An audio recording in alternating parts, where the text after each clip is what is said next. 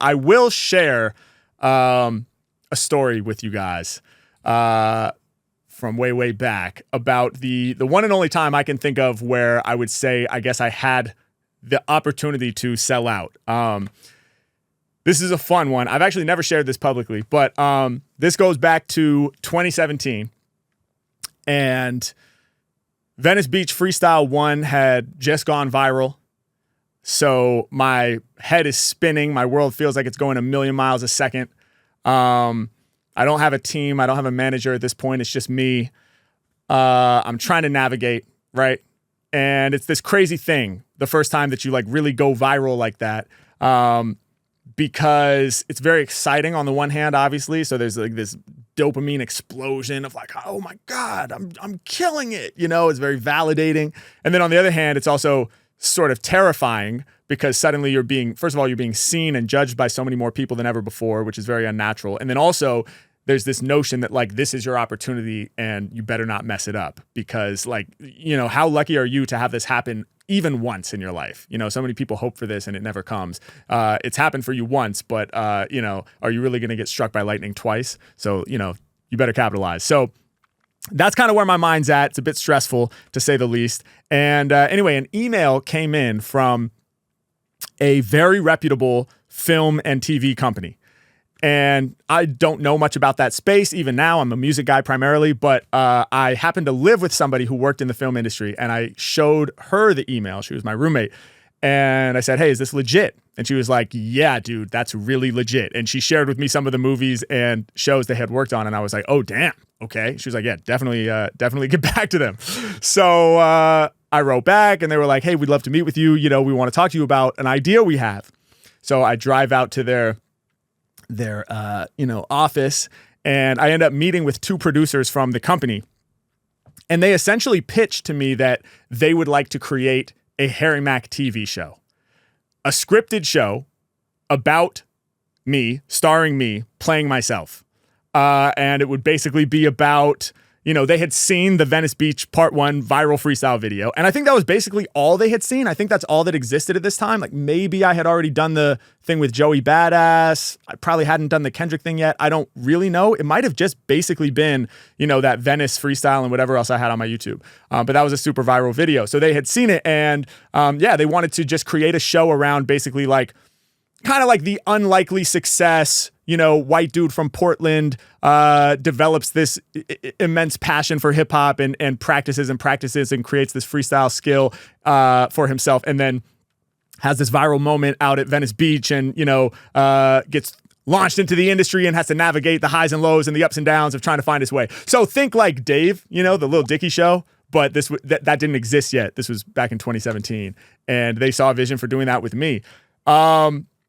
So I'm like, what the fuck is going on right now? Like while I'm sitting in that chair, it's like out of body experience. Like, is this really happening right now? And mind you, like at this time, I'm still playing like $50 jazz gigs. I'm still teaching drum lessons to some kids who are so lovely and really want to be there, but some kids who they don't really want to be there. You know, they just get dropped off there. And, you know, and I'm doing these things and I'm scraping together the rent, right? You know, at this point, I didn't even have ads turned on my YouTube videos because my belief was that if people had to sit through the ad, they wouldn't watch the video. And so I thought I had to leave the ads off to get more views. So I was not generating any income really as a content creator. And here are these two producers from this like famous TV production company saying like, yeah, we want to make a show about you, starring you. What do you think? So I'm like, what? I don't even know what you're talking about right now. And I've never acted before, which I voiced that concern to them. I was like, what about the fact that I've never acted? I was like, I didn't even do theater in high school, you know? Like, I don't do this. And they were like, yeah, like we've seen the video and if you're open to it at all, we think you'll be a natural. And also like we have coaches, you know? So I was like, all right, well, obviously I'm open, you know? And it was incredibly exciting, also very confusing and like, what is this? Because I'm not an actor, you know, in my mind, I'm a musician, right? And always have been. And so we have that meeting. I leave. I'm like, this is so surreal. But so much surreal stuff was happening at that time in my life anyway that I was just like, okay, add it to the list. Holy shit. And then, you know, some time passes. I start working with my first manager, my manager at the time, who was a junior agent at UTA, United Talent Agency, which is one of the biggest talent agencies in the world. They represent thousands of, musicians, actors, comedians, visual artists, writers, etc. And so they're a talent agency, so they get people jobs. So like if you're an actor, they'll get you on a commercial or TV show or movie. They do tours for musicians and comedians, so on and so forth. And so my manager was a junior agent there. So he was young. He worked under like an agent that was there, an official agent, I guess. And, because he was still a junior agent, he was able to kind of like low key manage some artists on the side. And so he was working with me and I think a couple other artists. And so we start working together. And I had kind of forgotten about the TV show thing, believe it or not. I just like moved on to other things. I wasn't really thinking about it. And then another email came in from the TV production company. How long after the initial meeting is this? It was probably honestly like 4 to 6 weeks later. Okay. Yeah. So it wasn't like hot, like it had all this momentum right off the bat. Yeah. Did you leave the meeting kind of like, was the vibe, mull it over, like think it over? Yeah, it was like I left the meeting being like, hey, I'm down to explore. Okay. And they were like, cool, we'll put our heads together and, float it to some other people at the company and see if we can start to put together a team around it and get the ball rolling. Okay. And my thing too is like I had like a healthy dose of skepticism, and I had lived in LA for a long time at that point, and I had sort of been in the entertainment industry, like albeit as a jazz drummer, but I had like, been in situations, brushed shoulders with people and people talk and, oh, this opportunity, that opportunity. I kind of like was like, yeah, I'll believe it when I see it kind of thing. Yeah. There's like a sense that, the offer and the pitch meeting is a mile away from, creation of that. Yeah, 100%. And that is one of the things that makes me grateful that my success came a bit later. Like this was 2017, so I would have been 27 years old.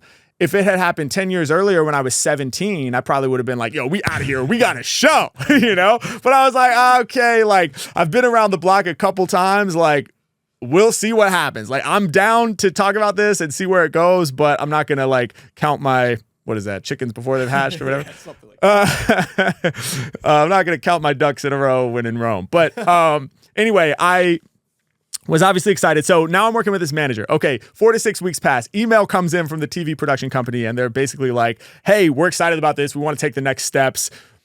Do you have a team? Is there a manager? Is there somebody we should be looping in? Because we have this kind of like generic boilerplate contract here. It's early. We're open. We want you to be happy. We're down to discuss. And we just want to make sure we're going through the proper channels, which was cool. And so I was like, oh, wow. Okay. Interesting. Well, I have this manager now, so let me see what he thinks. So, I show him the stuff and he's like, whoa.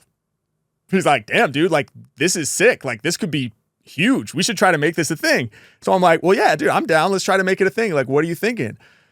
So he's smart. He knows that a lot of times these contracts aren't really that beneficial to the talent, especially like somebody at my level who has maybe a few viral videos at most at this time. Maybe I'd rapped for Kendrick now at this point. So like, yeah, there's a lot of growth happening, but I'm still not anywhere near as established as I am now.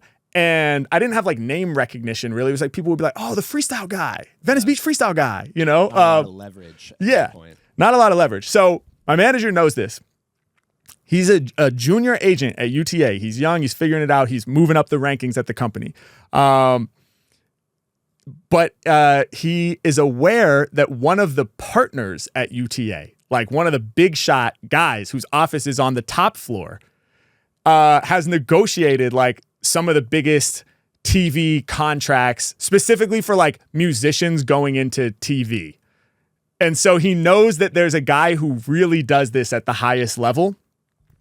And he gets inspired to like take a leap of faith. And he's like, basically like, fuck it, dude, I'm gonna go for this. Wow. And so one day he goes to his job at UTA. He builds up the courage. He marches up to the top floor. He goes and knocks on this dude's door of his office. He's nervous, probably shaking, I don't know. The guy opens the door, what do you want? No, I'm sure he was nice. But that's the vibe I like to imagine. And he opens the door like, oh, what's going on? And my manager's like, yo, I got this guy, Harry Mack. He's rapped for Kendrick Lamar. He has some viral videos. There's this opportunity potentially for a show with this major studio that you've worked with a bunch of times. I don't want him to get screwed. I think there's a lot of potential upside here. We don't quite know what it is yet. Was just wondering if you would want to take a look at it. Long dramatic pause. The guy's like, yeah, cool, man. Send it over. I'll take a look. Nice. So he's like, holy shit. And then, he sent it over to him. And at some point later, the guy calls down to his office and is like, yeah, cool, man. I'll negotiate the contract. Looks fun. Wow. So this is insane. Like, you have to understand, like, I'm trying to paint the picture. Like, for all intents and purposes, I don't have shit. I'm like viral freestyle guy. And like, I'm starting to put the pieces in place. Sure. And I'm having a lot of momentum, this year, 2017 was like a huge year for me, getting my foot in the door in a major way. But all of a sudden, because my manager, shout out to my manager, but because he went and took that step, now we have like the muscle of like UTA behind the negotiations for this TV deal. So this is huge and it's kind of unfathomable to both of us. But we're excited. And then my life starts getting really weird for a window of time where it's like, okay, you guys need a TV attorney now.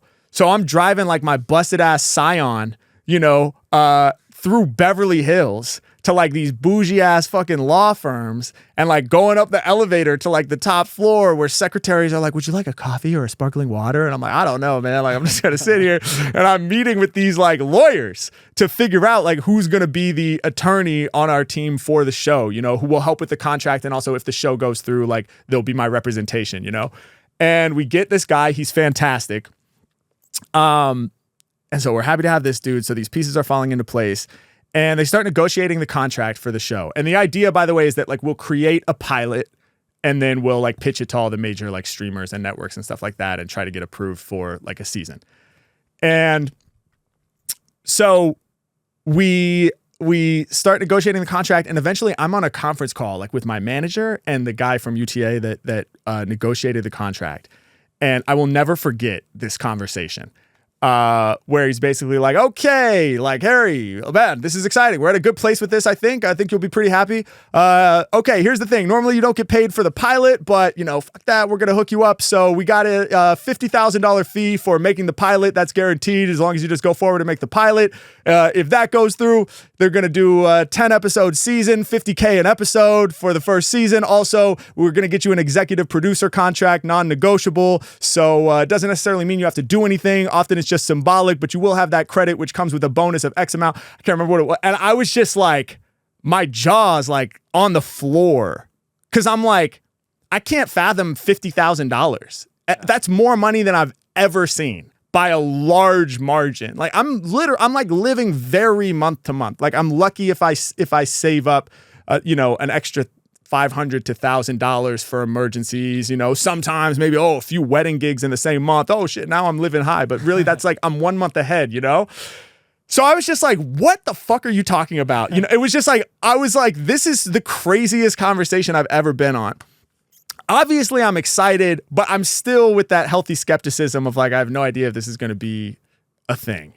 And also, if you make a pilot, okay, cool. Like the fact that I was going to get $50,000 to make the pilot, I think that's what it was. I can't remember the numbers, but anyway, something like that. I mean, that alone would be life-changing, right? But even if you make a pilot, there's so many hoops that you have to jump through to actually get a show made, right? So like that would just be the beginning. So I'm just like, okay, this all sounds amazing. I don't want to get too excited. I don't want to even like share it with too many people. I tell my family about it, obviously, but I'm not like going around being like, yo, I'm going to get a show made. Okay. So, all right, cool. Let's see what happens. So some time passes, the production company is trying to like, zero in on some details. They're starting to think about like putting a team together. Who would the writers be? Like, who are some people that we could put you in a room with that like you guys could bounce off of each other, and really start to develop this thing. I'm like at some lunches every now and again with people, fancy lunches where people are saying like, oh yeah, you're really the whole package, Harry Mack. We really think you can do this. And I'm just like, I don't know what anybody's talking about. I am like amused music guy that plays the drums and loves to freestyle and loves hip hop and jazz. And now you're telling me I'm going to be on TV. This is nuts. Okay, so for the show, there was going to be a lot of like original music that's created for the show, right? Like there would be like freestyles that happen during the episodes that I would be creating, obviously, or like maybe studio sessions in the episode where the songs that result from that are like part of the soundtrack or even like get released on my albums as an artist. So again, like you can think Dave, like with Lil Dicky, like that show is directly tied into his career as a recording artist. And they were really clever about the way that they did that. And that was sort of like the idea with this show as well. So I would be creating a lot of like original music for the show.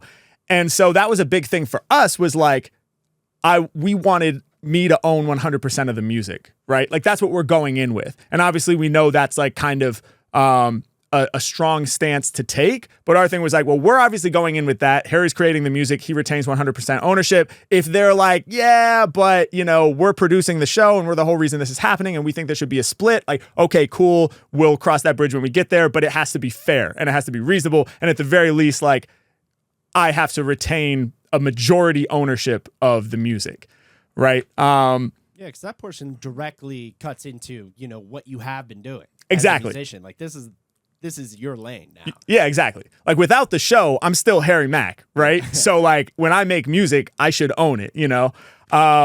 But, you know, it would make sense for there to be some kind of split. We knew that there would be a negotiation and some form of pushback, but that we would land. We wanted to come in as firm as possible, all the way 100% Harry, so that it lands like maybe 80-20 or something like that.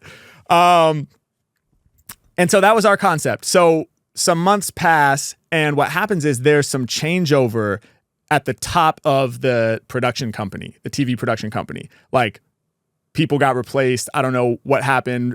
People retired or got fired or moved on or whatever. But anyway, there was some changeover in the staff high up, like decision-making people. And so all the projects that were kind of like in development, and ours was pretty early in development, just kind of like got dropped on a new person's desk without much context. And so, you know, these new people at the top of the company are going through like all the open projects, and they're like, Harry Mack, who's that? What is this? Okay, I don't know. Well, if we're doing this, we need to own 100% of the music. And so that's tough to switch it from the people that had the like original vision. Yeah. You know, just to put that onto someone else and hope that they kind of buy into that vision. Exactly. Yeah. And to be fair, like everybody that I was working with from the production company, like the two producers that I met with originally, and like there were one or two other people that kind of got brought into the fold gradually as we were working through things, were all great. And they were all dope, and they wanted the contract to be right for me because they wanted to make a show. Like that's what they wanted to do. They're like, yeah, okay, you want to own the music? That makes sense to us. Whatever. Like we make the show, you make the music. Cool. We come together. Boom. So it wasn't people who were like that I was working with. My perception of it is that it was like people way up at the top that are kind of removed from, you know, the conversation and just looking at things totally like objectively without much nuance. Who knows? Obviously I wasn't there, but that's what it seemed like. And so, dude, core memory through and through. Like this phone call also I will never forget. I find myself on a conference call with my manager and the attorney that was working with us. And basically the attorney is like, this is bullshit. He's like, dude, I thought there was a chance that they were going to be difficult about the music ownership. My version of them being really out of line is like 55-45 split, which is like, okay, technically you still are the majority shareholder, but they've been really greedy. He's like 100%. They own 100% of the music. He's like, let me try to paint this picture for you, Harry. Every single freestyle or song that you create within this show, and it will be very hard to separate out what music is created for the show and not created for the show, first of all. Second of all, everything you create that is technically like associated with the show, they can put out the soundtrack for the show with all those songs. You get no money. They can put out a holiday compilation from all their shows with any of your songs. You get no money. They can remix all the songs, put it out. You get no money. They can use any song you create for the show in any commercial, not just for your show, but for any movie or show or anything they create ever. It could be in the soundtrack of a movie, like a big movie, just randomly. I mean, that would be sort of random if they put like a Harry Mack freestyle in a big movie, but they could, and I would never get paid anything. I wouldn't have any ownership over the music whatsoever. It would be like I just give it over to them, and then they can monetize it indefinitely forever and ever and ever. And he was like, I've seen like the contract that you get when you win American Idol. It's notoriously bad. It's like notoriously predatory. I wish that we were looking at an American Idol type contract. It would be infinitely better than this. And I'm sitting there and I'm seeing this thing that had like so much potential upside, right? Like it came with so much excitement. It was like, oh my God, like this is going to change my life potentially like forever, you know? Yeah, healthy skepticism, but also part of you like, wait, like, am I going to be on? And it starts to like get tarnished, you know? And it starts to like fade away and slip away, but I still want to hold on to it a little bit, you know? Cause I'm like, but wait, like, even if I just made the pilot and got like $50,000 or whatever, like that's going to be life-changing in and of itself. Like, am I really able to say no to this kind of opportunity? Like, what is going on right now? And then the attorney, and shout out to the attorney we were working with, because I really respect him a lot. And he basically was like, listen, man, I'll put it to you like this. If you want to be a TV actor, this is an amazing deal. You have zero experience. You've never done this before. And you have the potential to make like $500,000 or whatever in one season and potentially springboard a career as a TV actor. Like nobody gets this, you know, like in the TV acting world with your resume. It just doesn't exist. Like it's amazing. If you have any dream or aspiration to be a professional musician, he's like, obviously it's your decision and I can't tell you what to do, but I'm just going to say, if you have any aspiration to be a musician, just walk away right now, dude. Like, don't fucking do it. And so, and mind you, also, he doesn't get paid if we don't go forward, right? It's all like on spec, basically. You know, he gets paid out of the pie if we make the show. So like the best thing for him monetarily would be if we go 10 seasons and get syndicated and whatever, regardless of if I own music or not, you know, he would get his attorney fee or whatever. So I really respected that he kicked it like that. And I'm seeing this thing that I'm like, oh, this could be huge. And then when he said it like that, if you have any aspiration of being a musician, and it's like in my heart, like I have every aspiration, like that is the dream, you know? And then it's like, you see the kid vibrating and crawling to the speaker playing Howlin' Wolf, and you see the kid crying through the violin recital at 7, you know? And then 7 years later at 14 playing Vivaldi at the violin recital, and like how big that was, and like the drum lessons in the basement and practicing rudiments and practicing those drum grooves, and then State of Mind and renting those venues and Flow State in Brady's attic, and like my whole world, you know, and the heroes and the people that I look up to and who I am and how I identify. I was born a musician, you know, I actually believe that. And so I'm shaking, dude, on the call, and it's long silence. And I was just like, you know, kill it. Yeah. Kill the contract, man. Pull the plug. We can't do it. At that point, you just kind of knew deep down in your gut that's gonna be the answer. Yeah. It was just like, I can't do it, you know? I can't do it. And I would say that was the only time where it was like actually kicked to me like that. Like I had the opportunity to basically sell out. And yeah, and the attorney was like, I'm so glad to hear you say that, man. Done. You know? Cool. And it was just like, but, you know, it's crazy because it's not like, I mean, so I'll say hindsight is 2020, right? Like, I'm so glad I didn't do the show.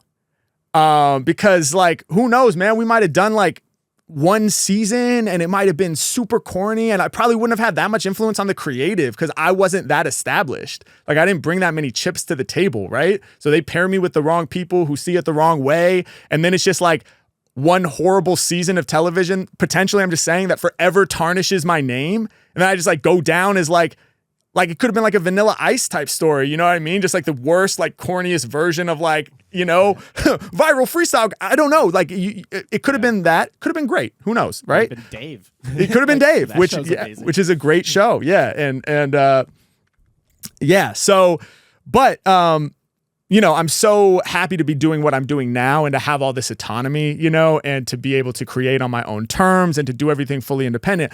But it's easy to say that now. Right. The thing is, like, right when I said no to doing that, it's not like suddenly my career blossomed like the next day or even like the next year. Like it took a lot of time after that.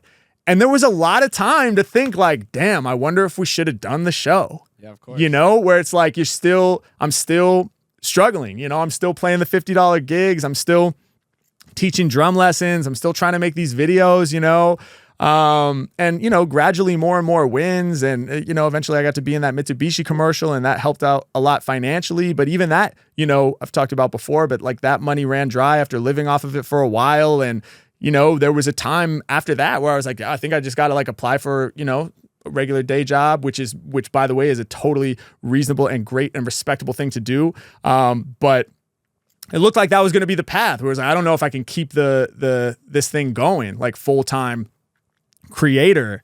And so, yeah, through all that journey, you're like, damn, I wonder if we should have just tried to do the show. Like maybe that was my moment. And then now, I'm just so grateful and it worked out the way that it worked out. And I probably would not be here doing this podcast right now if I said yes and done that show. I have no idea where I would be or what significance Harry Mack would have as an artist or creator in the current climate. It's impossible to know.